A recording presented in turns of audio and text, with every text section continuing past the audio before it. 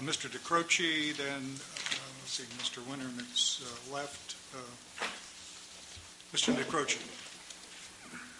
Mr. Chairman, members of the Council, thank you for the opportunity to address you specifically on the Delta Plan, which is what I will do in a moment. But first, I have a question that I'd like to direct to Mr. Ray, if I may. I hope I heard you correctly. I thought I heard you say that you have made changes to the Delta Plan to accept the recommendations of the Delta Protection Commission. And I presume and hope that means that you're accepting the recommendation to reinforce the key levies above the PL 8499 standard, which is recommended and which is about a $2 to $4 billion proposition according to the Economic Sustainability Plan. Did I hear you right? What I had said was that the plan incorporates in whole or in part about 2/3 of the recommendations of the Delta Protection's Economic Sustainability Plan.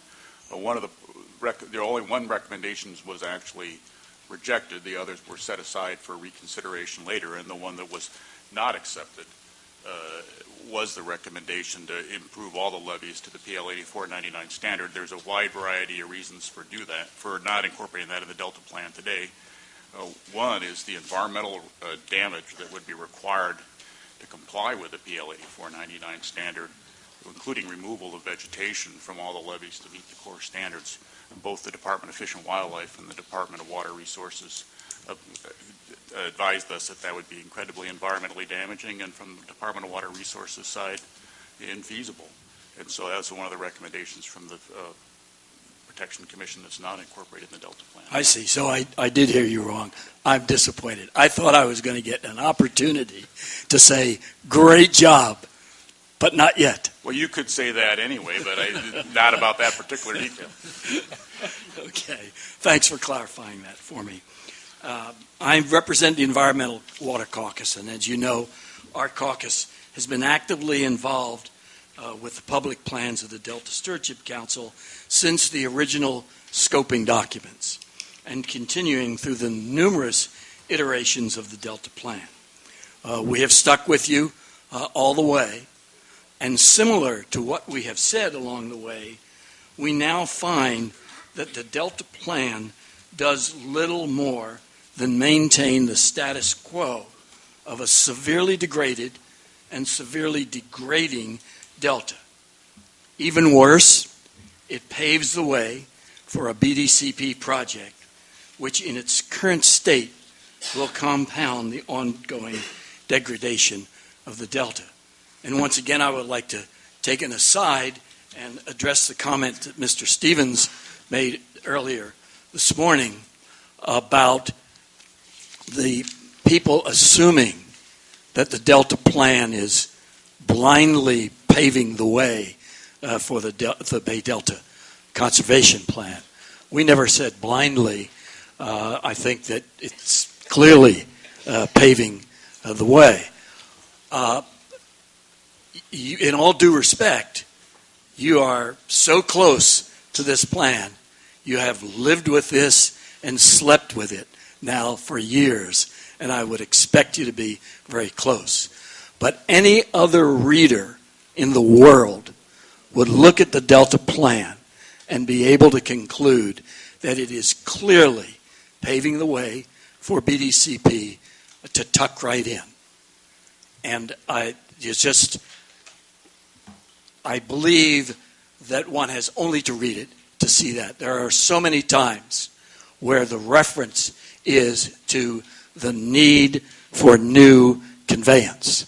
That's in the statute. Understand. I know, Mr. Croce, didn't support the statute, but how can you call upon us to ignore the mandates of the statute as if it's just kind of willy-nilly not to be paid attention to?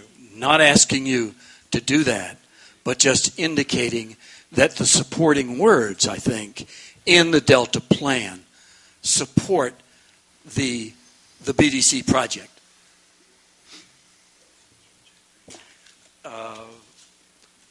Okay, enough said. on that. I was just going to Go comment ahead. that I stand corrected on using the word wildly or Blindly. But I do find it inappropriate that you make references to who or what I sleep with. So Okay. And just for the record, one of the other speakers said blindly promoting, and so when I asked the question, I actually repeated that. Not everybody said that, Mr. Croce. So, but whether it's blindly or otherwise, I asked Chris to at least respond. So, again, certainly in the spirit of asking the question. So. Okay. I sometimes use risky words, so I'm glad you picked me up on that. I'm visualizing the Delta plan on your bedside table.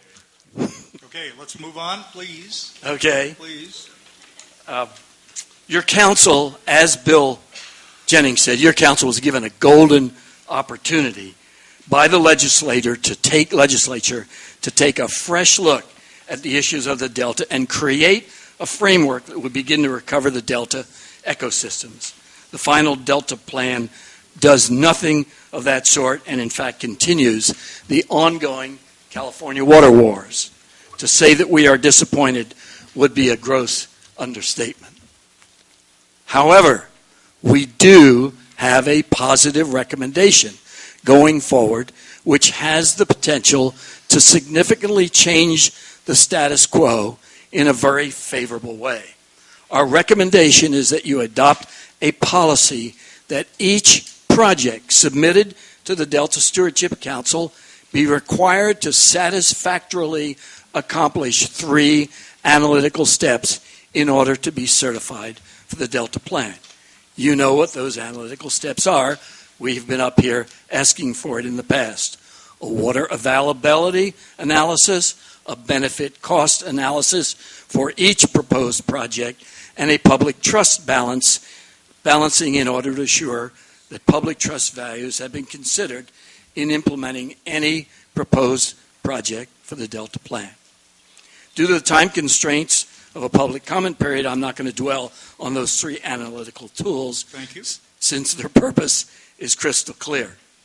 We have requested this in the past and believe that the implementation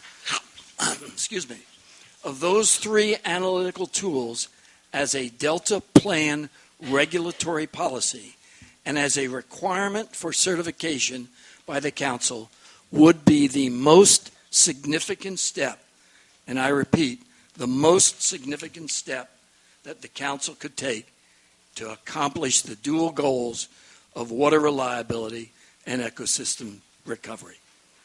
Thank you, sir. Thank you. Thank you.